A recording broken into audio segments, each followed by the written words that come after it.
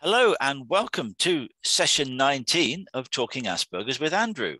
And I'm going to talk to you today about something that I find quite very interesting, and that's people with Asperger's are very honest and very blunt. And sometimes that, well, to me, that's a great thing, because if you ask me a question, I'll give you my answer. There's no filtering, there's no hedging, there's no second guessing. If I say that, are they going to be offended? Are they going to come back at me and say, what the hell did you say that for? I will just give my answer. I have learned, being married twice, to be somewhat diplomatic in certain instances, but generally, someone asks me a question, I take the point of view that they've asked me because they want my opinion. They don't want a watered down version of that opinion. They've asked it, they want it, and I give it to them. And as I say, sometimes that can get me into an awful lot of trouble, because they go, "Ooh, where did that come from? I didn't expect that," or "That's a bit harsh, Andrew."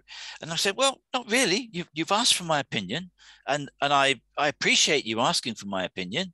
So I've given you my opinion, and now you're saying you don't like it because it was a bit harsh, or it was terse, or it was abrupt, or did I really mean that? Actually, yes, I really did mean that. That's what I meant to say.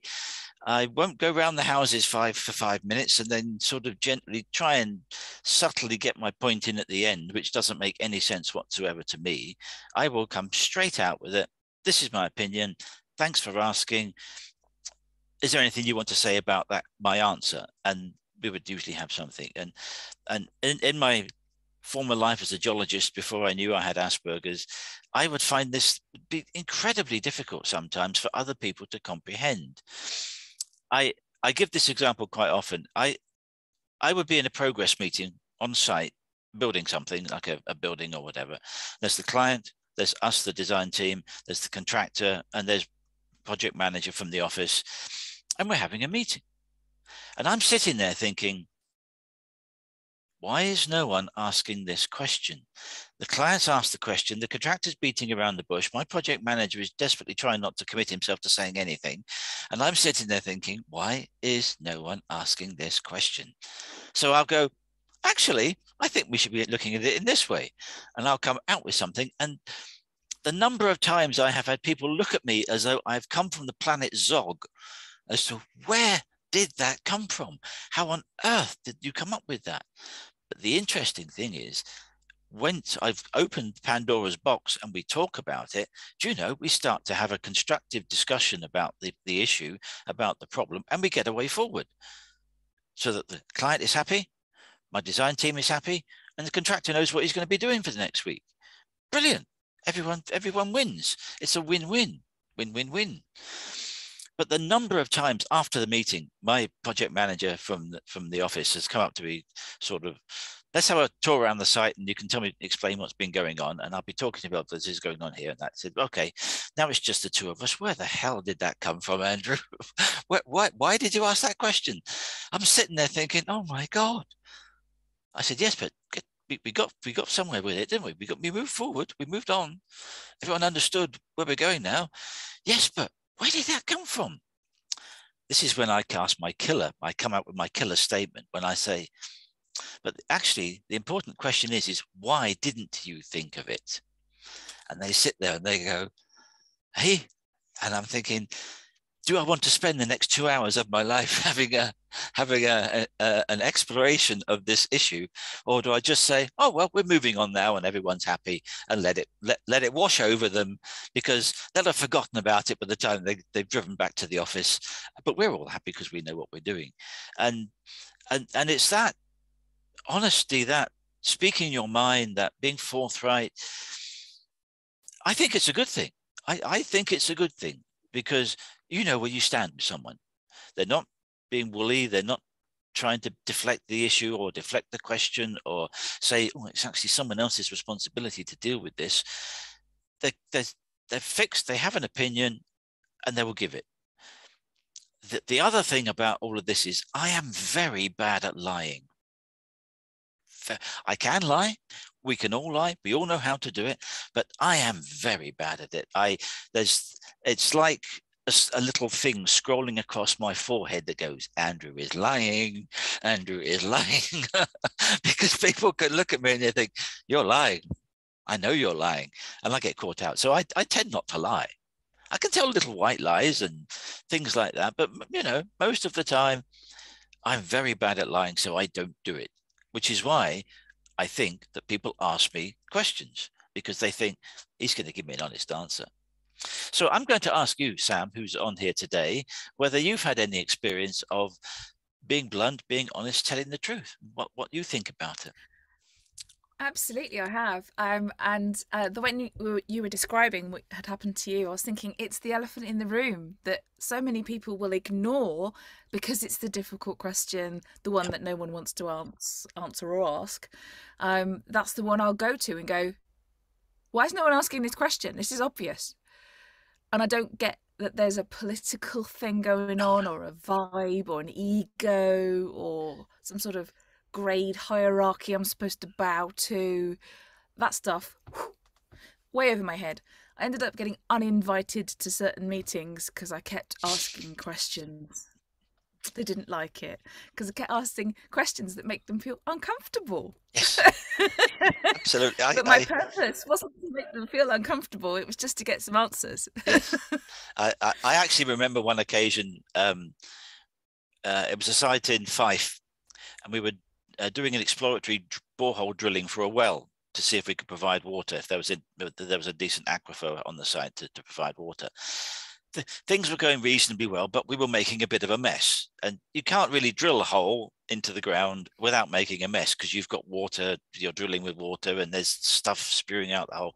So you tend to make a bit of a mess. It's a standard thing. You tidy it up afterwards and leave it forward. And so the client was a bit concerned about this. And they said, what we're going to do is we're going to build you a platform to work off, because we don't think it's safe you working around in all this mess and the mud and things like that. So the client said, we'll pay for you to stop work. We will get our scaffolders in, and we will build you, they called it a dance floor. We'll build you a dance floor so that you can work off this dance floor and everyone's safe and we'll be happy and you can carry on. We'll pay you for standing, no problem at all. So we stopped work, and they built us a dance floor. The trouble was, all the mud and the water that came out of the hole landed on the dance floor, just made it another slippery place for us to stand. And so we had this situation where we went from one problem to another problem. But it was well meant, and it was quite interesting like that. So that was quite an exciting thing. The really interesting point was when we had a meeting. We were talking about a meeting measuring the works with the contractor.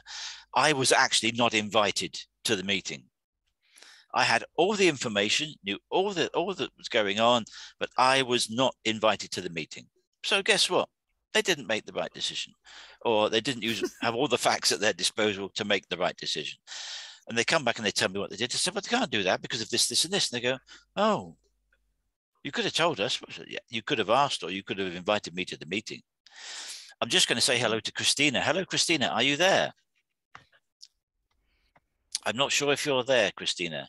Yes, I am. I just have a couple of things going on at the moment, trying to make lunch. So I'm trying to be quiet and not bothersome.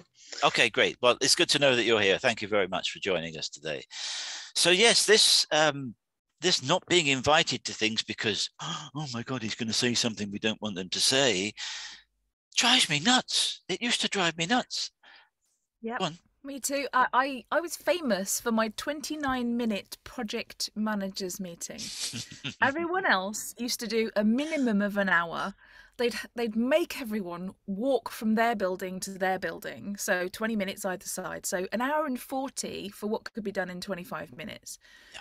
So we had the facility to do like a conference call via the laptop. It was a thing called Link. So I was like, well, we don't need to see each other. We just need to be able to speak to each other. So I'd do all of my stuff online. They'd do it at their desk. Project meeting, 29 minutes. By the time we'd put the phone down, because I was updating the actions live, they would have the updated actions in their inbox. And everyone raved about how brilliant the meeting was. Nobody implemented it into their own meetings. at all, weirdly. So these hot air meetings that never got to the end of the agenda because someone's got yet another flipping anecdote to share. Oh, yeah. Because the people chairing the meetings don't know how to run a meeting. Oh, I completely agree. Yeah. Frustrated, muting myself. And in the end, I uninvited myself to some of them because we never got anything done. It's just a waste of my time.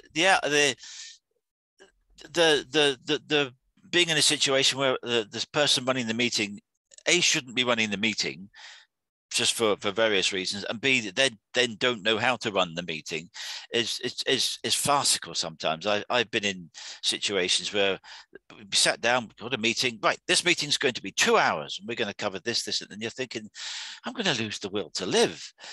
Why don't we break this down? What are the 3 key things we want to get out of this meeting? Let's have a meeting about those things. And if that takes 40 minutes, that's fantastic.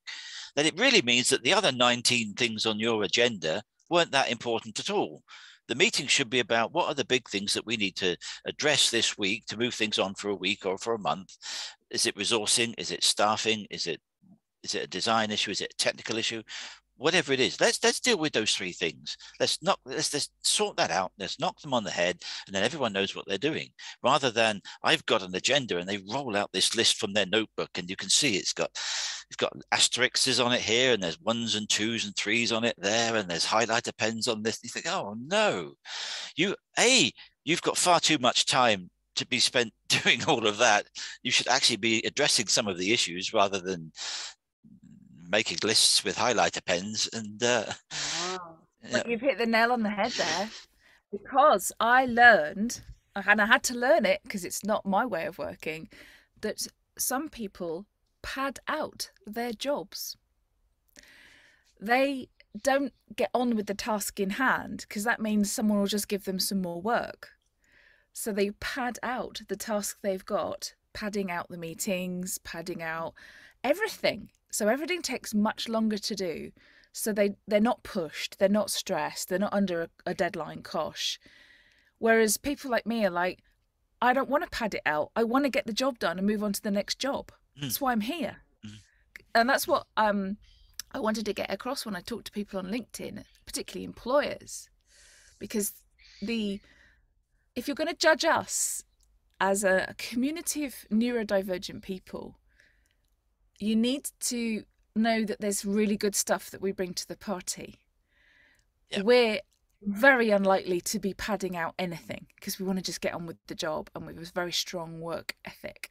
Yes. Very loyal. But that loyalty comes with a caveat. So if you disrespect us on purpose or embarrass us to try and get one over on us, you're dead to us. Yes, absolutely. And we'll probably leave immediately. So if you're wanting to keep hold of our talent, don't do that. Yeah, there's definitely the Sheldon Cooper death list there. Absolutely. Oh, yeah, absolutely. You're number 1 on my death list. Yes, exactly. No, you no 1, 2, 3 strikes, you're out. No, absolutely. I completely agree. But you mentioned earlier about how difficult it is for you to lie, because you're just honest through and through. And like you say, the odd white lie to protect people is fairly easy to do because you're doing it for the right reasons. It's the whole, with great power comes great responsibility. Now, conversely, because I learned to do acting on top of masking and trying to be neurotypical, so like a double layer of acting, I'm actually amazing at lying and being really convincing, which means, I don't know, to other people it might look a bit pathological because it just comes so easily to me. That truly is, with great power comes with great responsibility. That's a hell of a skill I haven't learned. but then I might not be the best judge of that. You might have to speak to my people that I used to know or people that I used to work with to get a better answer on that, because I might not be the person who knows the answer to that. Because sometimes you're the last to know. It's about integrity, isn't it? So it is. The way I see it is, if I use a lie for good, a bit like a superhero, I suppose, then it's probably the right thing to do. Someone else is good. I mean, not my own personal gain. Yes, absolutely. And that's kind of like the moral ethic, kind of, you know, the way my values and principles that I live by, to measure myself and make sure that I'm not using my powers for evil. I completely get that, because I mean, I have been in meetings where someone has said something hasn't gone right. What's going on? What's happened? Who caused the problem? I will quite often be the one that says, actually, it was me that did that. I made a mistake, or I got the wrong end of the stick about something. Whether that was true or not, I would actually take the blame so that they could resolve the issue and move on. Yeah, and move on. Can't get past it until they blame somebody. Someone has to be responsible for this error, for this mistake. And again, in one of the meetings, we were having a lot of difficulties on site. We were trying to do muck shifting and earthworks in Wales in the winter, in the rain, which was not a good idea. And the way that things were going is I was trying to think ahead as to what the contractor was going to do, make sure that we'd have those things in place so that when they did it right and everything was fine. One particular occasion, I literally took a point of view A, and they went and did something B, you see, and so they got caught out because I hadn't done something. And the clients in the meeting said, what happened there? We kind of lost ourselves there. And I said, that's my fault. I zigged when I should have zagged. And he went, oh, okay, thank you for that. Moved on. And nothing else was ever said about that whatsoever. The contractor sitting there thinking, whew, great. Wasn't us. Fantastic. Yeah. Dodged a bullet.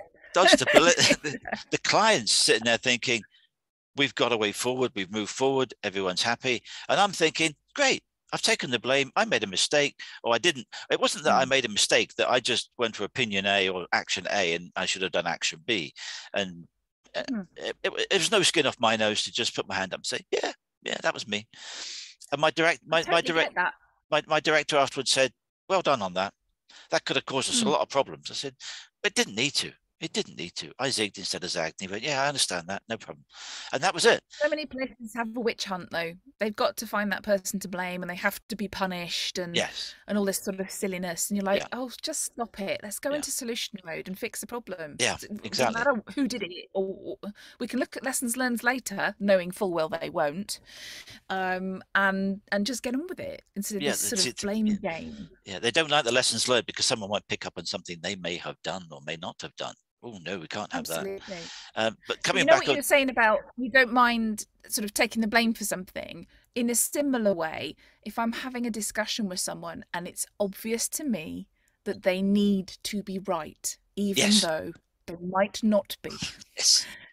Their need to be right is greater than my need to force them to acknowledge the truth. Yeah. So I will. The trick is to not sound passive aggressive when allowing them to have what they think is their win, if you like.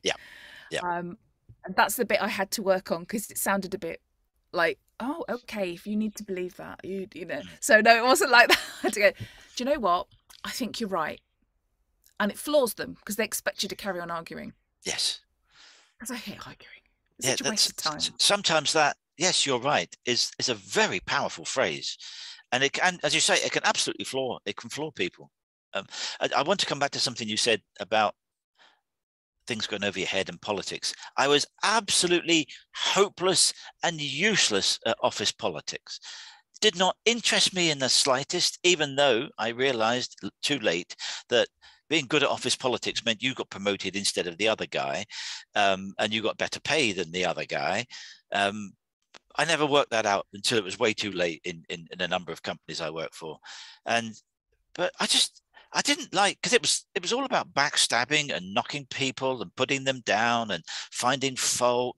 Well, none of those things echo with my core beliefs. You know, I've got, as you said there, about integrity. We have an ego, but I put my ego to the side so that we can move things on and get forward. As you said, solution mode. Let's find out where the way to deal with this. And I was hopeless at office politics. Absolutely hopeless. I was never invited to the boss's summer barbecues on a Sunday afternoon.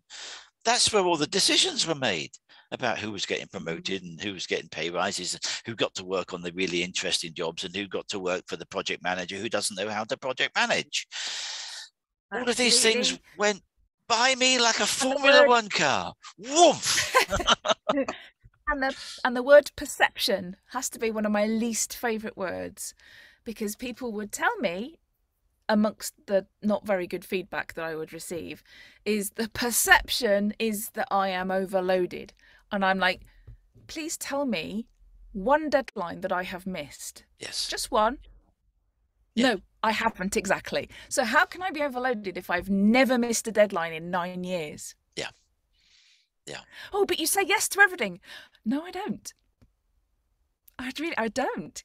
It's interesting. The perception is that I just go, oh, yes, I'll do that. Yes, I'll do that. And I'm doing everyone's job for them. When actually I manage people's expectations. So I might say, do you know what? I've got quite a lot on this week. Could I start that for you in 2 weeks' time? Can you wait for it? If not, I know someone you can talk to who might be able to help you immediately. I haven't said the word no. I've done the can do. I'm helping you solve your problem. I haven't just taken on extra workload, but that's what they thought I was doing, because they hadn't bothered to ask me. Yeah. Yeah. And they've already punished me for it. Yeah. And a lot of people would deliberately try and overload you so that they can watch you fail. They're like, yeah, where's our breaking point? They take great pleasure in watching you fail, and that just didn't compute with me. That was, and what would happen is, even if I was very busy and I saw someone I was working with struggle, I would take some of their workload off them so that they could do okay, and I would put in the extra hours and stay late and do all of those wonderfully stupid things that didn't do any favors to me, but that piece of work needed to be done. And if that person couldn't do it, then had to be me.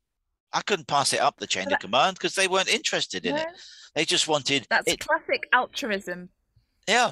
So you just get on with it and deal with it. Yeah. And it's as you say, it's about integrity and honesty and yeah. It is. I found corporate very transactional. So if I did a favor for somebody, or actually I didn't call it a favor. I called it helping them out. Yes. There was no, and now you've got to do something for me. Yeah. There was no law that says there has to be some reciprocation here.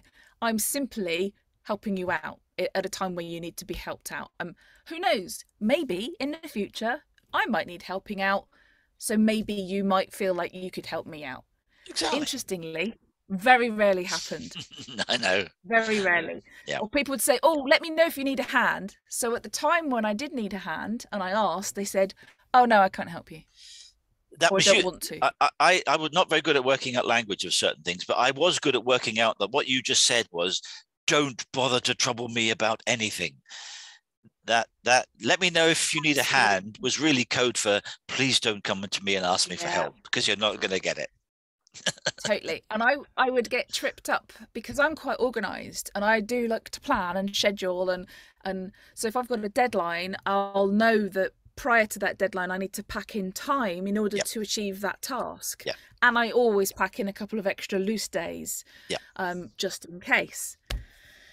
And then I'd be forced to work with someone who's lastminute.com, who doesn't do any planning at all, is right up to the day before, and then it all falls to bits because they haven't got the things that they need. Now they're leaning on me for help, and I'm like, so hang on, now I've got to stay late because you wouldn't do any planning and do any scheduling. Now somehow this is now my problem. Yeah, I completely understand that. I've been in that situation so many times, and that's good to a point because you get things done and you have some control over it. But it's not good to a point because you're the one that's flogging yourself and putting in too many hours, too much, and it affects your mental health. You get swallowed up by them. Yeah, it affects your mental health. You go and bark at the kids when you get home, and all of those things, and eventually something will dawn on you that you think, and it will be quite a very empowering moment when you go, I'm being taken for granted here. I'm not appreciated. I'm not valued at all. Yep. And you sit there and you think, I'm doing all this. I'm the one they come to if they've got a tricky problem. I'm the one that they'll speak to at the tea break. Can you just do this for me for half an hour, which is never half an hour? I'm being overlooked. I'm being overworked. I've been, as you say, not valued, not appreciated. I'm just being flogged. And with that moment, when you actually realize that, it's very empowering. And that's when you think, okay, I've either got to have a word with my director or I've got to look for another job. Yeah, mine's always been an exit strategy. Yeah, I was of the opinion that if I was worth X, I should be paid X, not X minus 2. And yes, there are times when you have to knuckle down and get on with it. But when you keep having to knuckle down and get on with it all of the time, that's becoming an unrealistic burden and expectation. And the only thing you can do is walk with your feet and say, I'm off, cheerio. Absolutely.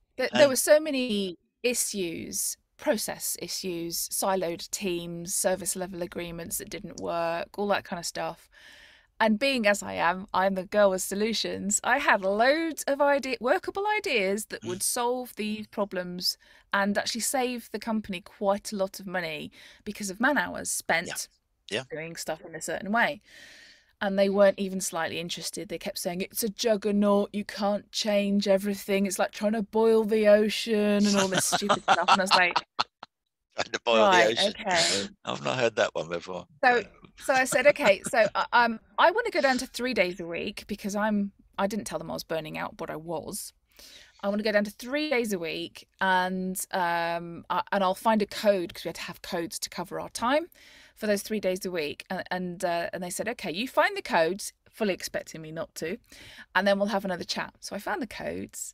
And then they said, oh, we can't set a precedent and have someone work 3 days. And I'm like, so why did you ask me to go and find the codes then? I've also found 5 other people in your organisation who are working 3 days a week and have been for some time. So I'm not setting a precedent at all. And then he said, well, I'm not prepared to let you work 3 days. So out of my pocket, I got my resignation and said, here's my resignation. By the way, I haven't had a holiday in like a year. So I'll be leaving on Friday. You'll probably want to get a handover arranged. Yeah, exactly. And felt like 1,000,000 feet tall. Yes, absolutely. And yeah, I mean, I have one of the things that I do is I spend a little bit of time each day reading through Facebook and looking for posts from certain posters, organizations, and they are usually about stuff this, I quit, reasons why people just down tools and said I quit, unreasonable boss behavior, because I find them fascinating as to how far people get pushed before they finally say, no, stuff it, I quit, goodbye, thank you very much. By the way, you owe me a month. You owe me a month's worth of holiday. You owe me some sick days. You owe me this and that. I'm leaving today, right now. Here's my keys. Thank you very much. Goodbye. I expect to be my check within 3 days. And the bosses just look there and think, "What? You can't go? I can. I am. Goodbye."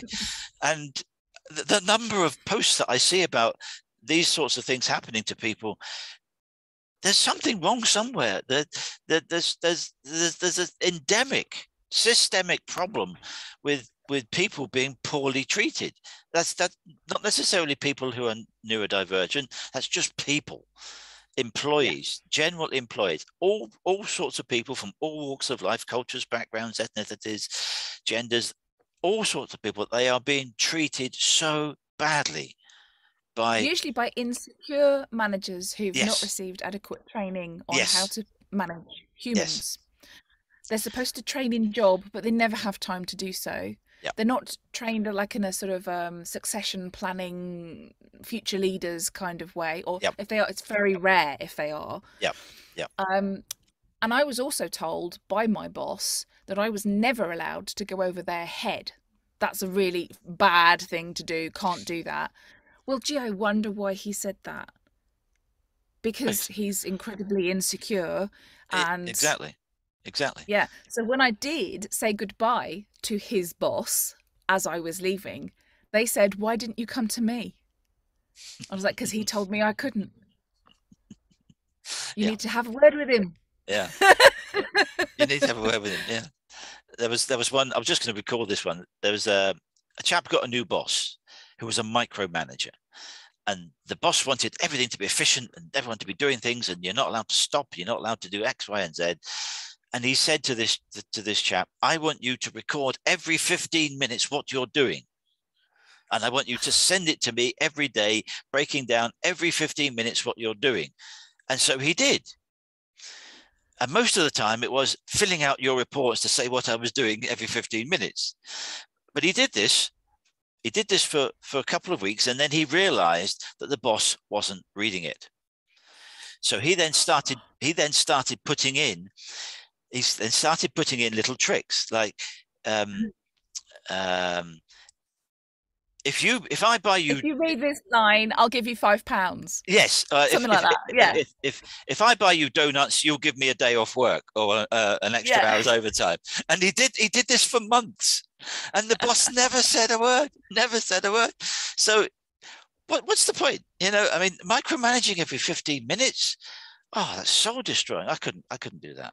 I couldn't work in that environment. Oh, totally. My hubby has to fill out a timesheet for his day's work, and that's bad enough. Yeah, I can do that. He's rarely just kind of working on one project. You know, he might start the day that way, but then he's firefighting, he's asked to help, he's looking at call sheets, and he's supposed to capture every single thing he does every time he changes. Yeah. He'd spend more time writing it down than doing the job. Exactly. Exactly. Yeah. Oh yeah, filling out timesheets was it was a wonder. It was an absolute wonder filling out timesheets. Because hang on, it's really interesting. There are so many of us that think this way. Not just neurodivergent. I'm sure there are neurotypical people who have also had these aha moments as well. Oh, absolutely. It's really interesting that so many of us have been unable to make those changes in the organisations that we've worked in. Yeah. Yeah. That's a real head scratcher for me. It is. It is. And it's just it's demoralizing. B, it's a waste of time, but you have to trust your staff. You know, if you don't trust your staff, what are you in business for? What are you in business for? You should be a one-man band, a sole consultant. Otherwise, what's the point in employing people if you're not going to trust them? I actually got picked up. I was an early bird. Now, office hours were 9:15 to 5:15. Well, I could be at my desk at 7:30. And that hour and a half before anyone else came in was incredibly productive. There was no phones going off. There was no someone standing at your desk demanding your time for this, that, and the other. I was incredibly productive in that hour and a half before anyone turned up. But it meant that I could leave work at 4:30 because I'd done my 7.5 hours. I usually did 8. I did my 7.5 hours. So I would leave at 4:30. And I had to walk past one of my manager's desks every time to go out. There were like 2 pillars. There was one either side. There was like, 2 managers at the front, power stance position. So I would have to walk. Exactly. Yeah. Almost centuries of machine guns at times. And I had to walk past them, and he would look at me and he'd go, he'd look down at his watch and he'd look at me and he wouldn't say anything. One day he eventually did say something. And I said, "I was in at 7:30. When did you get in?" "Oh, but so-and-so stays here till 6:30. "You're quite right. So-and-so doesn't turn up for work till between 9:30 and 10 o'clock. So he should be here till 6:30. Am I being penalized because I come in early because no one can see me? But everyone can see me because the boss is late, because the boss doesn't get in, the director doesn't get in till 9 o'clock. So he's going to be in till 6 o'clock or later. That's his choice. But he sees the other person still there at 6 and 6:30. He thinks he's the guy I want to look after. He's the guy I want to promote. He's the person we need to look after. Can't have Andrew. He's going at 4:30. 4:30. In the end, I just got fed up with it. I was the other way because I'm not a morning person at all. Now, I wasn't allowed to start late. I had to come in at 9:15, but I really didn't start doing my work in earnest until 5:30 when everyone else had sodded off home. Yes. And I spent the next 2 hours till 7:30 doing my entire day's work. without interruption. Yeah. Great. However, no one else was there. So no one saw me staying late and doing my stuff. I wasn't allowed to put it into my timesheet because there was no overtime authorised of any kind. Yeah. So it was my choice to do that because I couldn't function during the day in an open plan office next to a security door that was constantly, "Can you let me in?" and a kitchenette where there's a microwave going and the toaster and the kettle and the chatting. And I was also next to a photocopier, which for some reason I was the queen of photocopy land and I knew where all the paper was and how to change the toner because it was next to my desk. So how the hell was I supposed to get any work done with that going on all day long? Ridiculous. So I waited till everyone went, and then there's no one coming through the door, no one making a drink, and no one using the photocopier. Yeah. But that didn't get me any kind of promotion either. Didn't. No. My face did not fit. And I know that sounded a bit like a whinge fest, but if anyone's watching this who's, experienced any of these problems at work, I really hope that, there's a bell going off in their head going, "Oh, that's not just us then. No. It's happening everywhere. We need to fix this." Yes, you do. Because we're going to lose really talented people if we're not careful. Because talented people will just go, "Yeah, this is the same old shit from, like I was in my old company." Sorry, swearing. That's right. That's fine. No, but it's true. It's true. I mean, if people are watching this on replay on YouTube, and it's happening to you, don't put up with it. Do not put up with it. Have a word with your manager. If you need to go to the one above that, have a word with them. Write down your concerns and speak to someone about it. And if you're not getting satisfaction, then you owe it to yourself, to your own integrity and your sanity and your health to think, do you know what? There's plenty of other people out there that would like to have me working for them. I'm going to go and see what else is out there. And more than likely, you'll probably get a 10 to 15% pay rise by doing that in the first place anyway. So, absolutely. And if you've got big ideas that your boss won't listen to because they're too insecure, or worse, they're passing your ideas off as their own and reaping the rewards, which I've also experienced. Yes, me too. Then email your idea to the boss above the boss. Yes. The complete idea as a business plan, not, a business case. Yeah, absolutely. And say, "I've got an idea. This is what we need to do. Here's the problem. Here's my solution. This is how much it's going to cost you in time, people, blah, blah, blah, blah, blah. And this is the benefit you're going to get. When can I start?" Yeah. I was reading a post this morning of someone who found out that her boss was taking all her ideas and presenting them to the board in a PowerPoint presentation and claiming all the credit. Do you know what she did? She started putting very small watermarks on everything that she did, so that when they were presenting it, it would have her name on the watermark on the presentation. Boss didn't like that when he got caught out. But these things happen, and you have a right to be able to work in a place that is conducive to you working, where you feel valued. If you don't feel valued, something is wrong.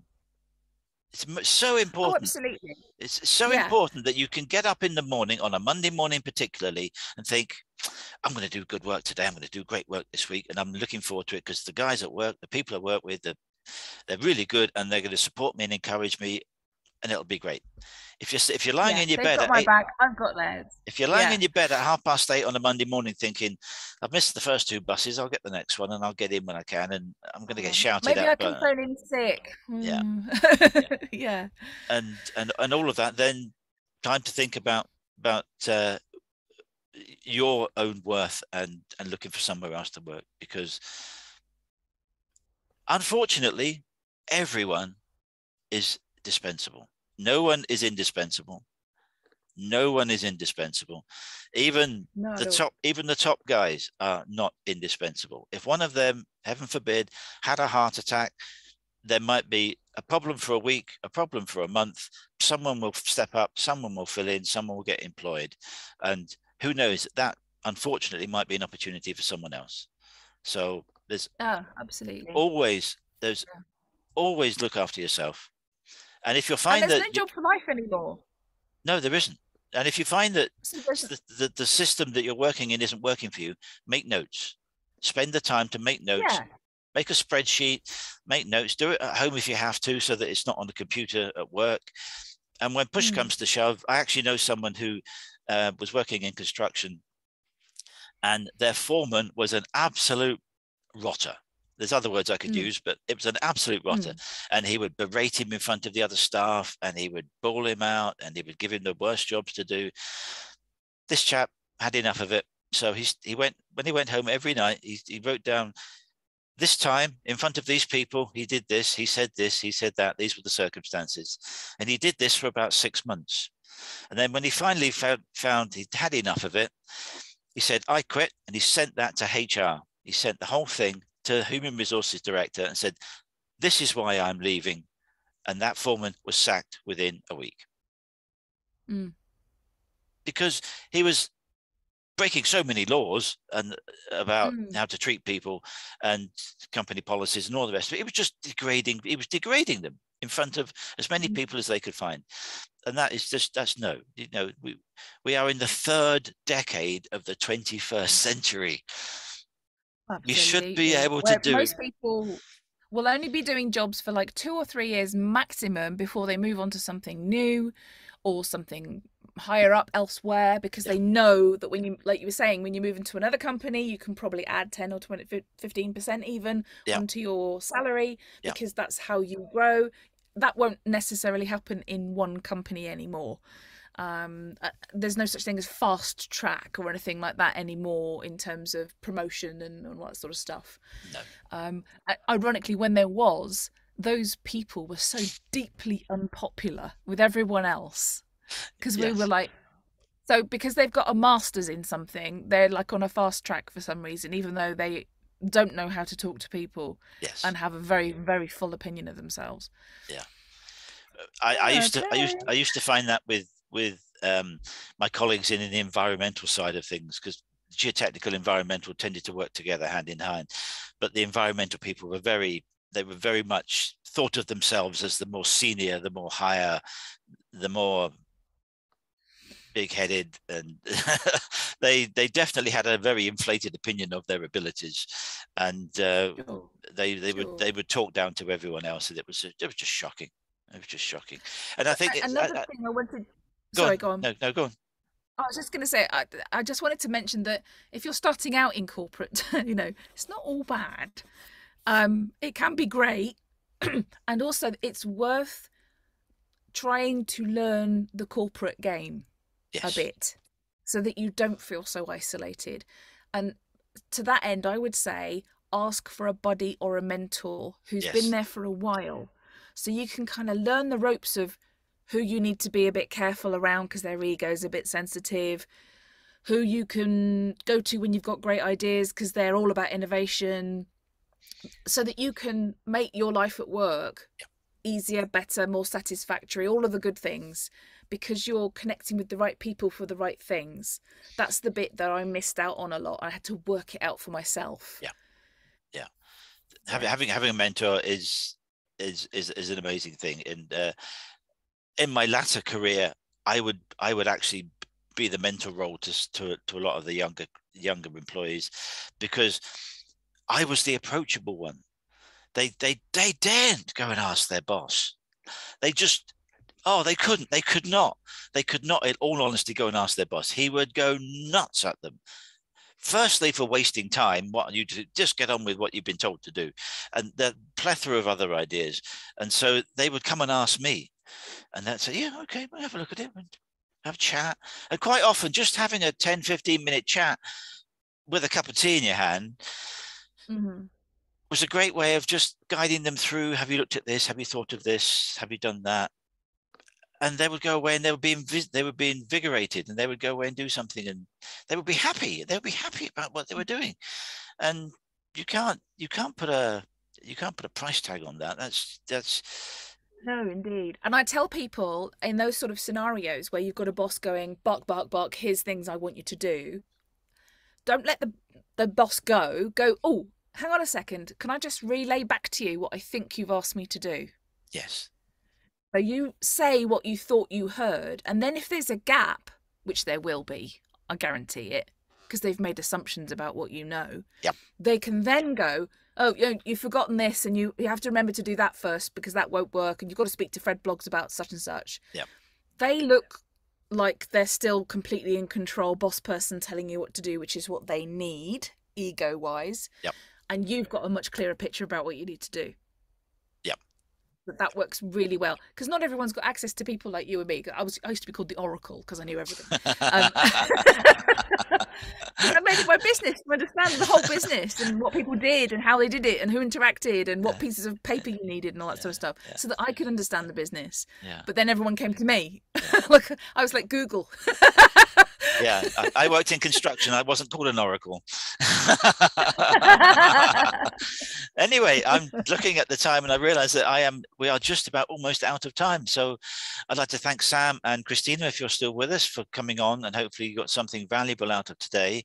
I will be putting the video of this on my YouTube channel. So, and there are ones for all the previous 18 weeks. So if there's things on there that you find interesting, then please subscribe and like and comment, and I would come back to you if there's anything about your comments. But thank you, Sam, for coming on board. It's been great talking to you, and I'm just going to hit the off button on the record. So we'll see you next time, and I will post on Friday afternoon what the topic will be.